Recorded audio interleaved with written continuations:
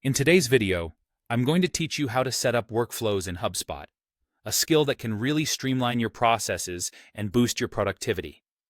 If you're not already familiar, workflows in HubSpot are powerful automation tools designed to perform actions when specific triggers occur, such as when a contact fills out a form or when a deal reaches a certain stage. These can help you automatically send emails, update properties, assign tasks, and even more, enhancing efficiency and ensuring that nothing slips through the cracks. To begin, let's navigate to the Workflows dashboard within HubSpot. You'll find this by going to the Automation section and then selecting Workflows.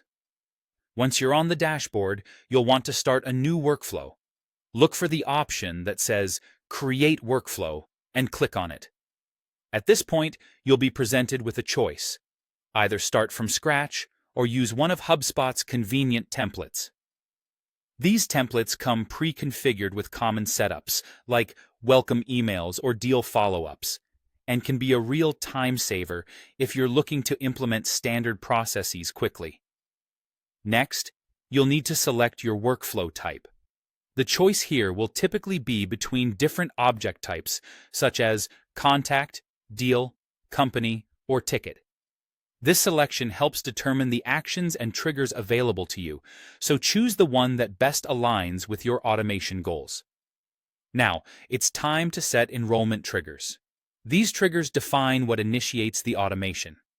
You've got a few options.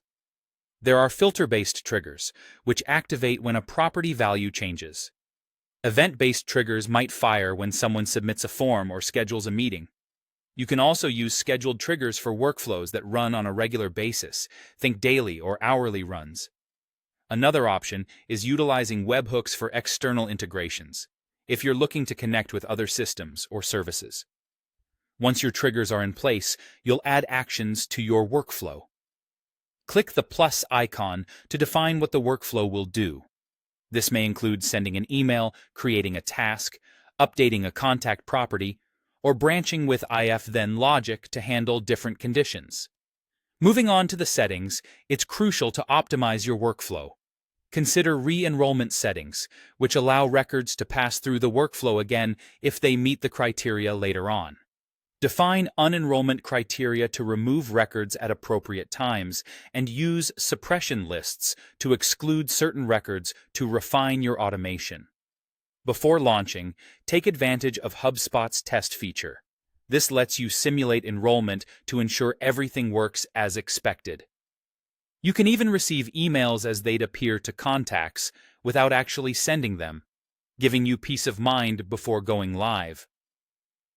Finally, once you're satisfied, it's time to activate your workflow. Click on Review and Publish. Double-check your settings, decide whether or not to enroll existing records from the get-go, and then turn your workflow on. And there you have it, your workflow is set up and ready to work for you. This comprehensive setup not only saves you time but also systematically enhances your marketing efforts, allowing you to focus on what you do best.